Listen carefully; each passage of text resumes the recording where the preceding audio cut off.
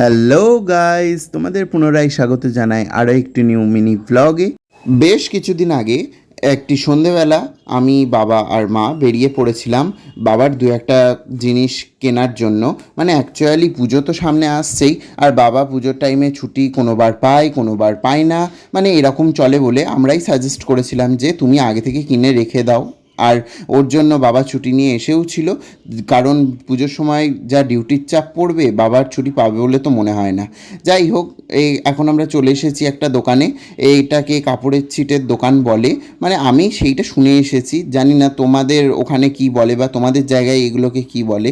আমার বাবা actually readymade জামা কাপড় পরে না বা পরতে ভালোবাসে না। বাবা এরকম এখান থেকে ছিট কিনে নিয়ে, কাপড়ের ছিট কিনে নিয়ে বানিয়ে পরতে ভালোবাসে। তো যাই হোক, তোমরা যদি আশেপাশে লক্ষ্য করে দেখো, তোমাদেরও আশেপাশে এরকম মানুষ অনেক আছে। বেশিরভাগ মানে প্রাপ্তবয়স্ক মানুষরা এরকম পরেই থাকে। তাদের পুরনো দিনের এইটা অভিজ্ঞতা, বা পুরনো দিনে পরে এসেছে বলে হয়তো এখন রেডিমেড জামা কাপড় পছন্দ করে না, সেটাও হতে পারে। অবশ্য নাও হতে পারে, অনেকেই এখন আর পরে না। আমার বাবা একটু ওল্ড ফ্যাশন।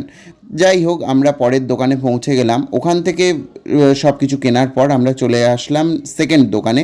এইখানে আমরা মাপ দিতে এসেছিল বাবা, যে যার কাছে জামা বানাবে আর যার কাছে প্যান্ট বানাবে সেখানে তো মাপ তো দিতেই হবে। সে তো তা নাহলে তাড়াতাড়ি মাপটা না দিলে তাড়াতাড়ি রেডিও হবে না, বাবা পুজোর আগে পাবেও না।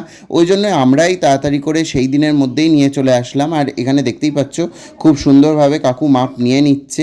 এটা অ্যাকচুয়ালি পাত্তবাজারের কাছাকাছি একটি দোকান, তোমরা কম বেশি সবাই জানো, ঈশা টেলার্স। আর আগের দোকানটা যেটা ছিল, যেখান থেকে আমরা কাপড়ের ছিটটা কিনলাম, সেটা না নামটা আমি ভুলে গেছি, ওই জন্য তোমাদের আর বলতে পারছি না এখনই ইতিমধ্যে। নেক্সট ওখানে সব আমরা অর্ডার দিয়ে, মানে সেখানে সব বলে টলে দিয়ে যে এটা কবে নেবো বা না নেবো, বাবা সব বলে দিল যে পুজোর আগে আগেই লাগবে। যাই হোক, সেগুলো আমরা কালেক্ট করে নেবো পরবর্তী টাইমে। আসল কাজটা তো করে দিয়ে গেল বাবা, আমরা কালেক্ট করে নেবো সব পেমেন্ট করে। দেন আমরা চলে আসলাম টাইটান, মানে কর ওয়াচ। এখানে বাবা দু একটা ঘড়ি দেখছিল, কারণ বাবার পুরনো ঘড়িটা নষ্ট হয়ে গেছে।